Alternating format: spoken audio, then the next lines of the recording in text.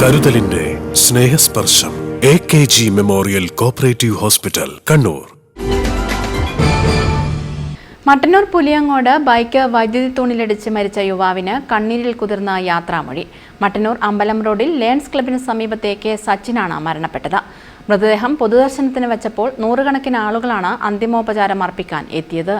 വെള്ളിയാഴ്ച ഉച്ചയോടെ മട്ടന്നൂർ അയ്യല്ലൂർ റോഡിൽ പുലിയങ്ങോട് വെച്ചാണ് അപകടമുണ്ടായത്. അയ്യല്ലൂരിൽ PSC പരിശീലന ക്ലാസ് കഴിഞ്ഞ് മടങ്ങുകയായിരുന്ന സച്ചിൻ സഞ്ചരിച്ച ബൈക്ക് വൈദ്യുതി തൂണിൽ ഇടിക്കുകയായിരുന്നു. വയറിനും മറ്റും പരിക്കേറ്റ ഇദ്ദേഹത്തെ മട്ടന്നൂരിലെ സ്വകാര്യ ആശുപത്രിയിൽ എത്തിച്ചെങ്കിലും രക്ഷിക്കാനായില്ല. പരേതനായ ജനാർദ്ദനന്റെയും സുധീഷ്ണയുടെയും മകനാണ്.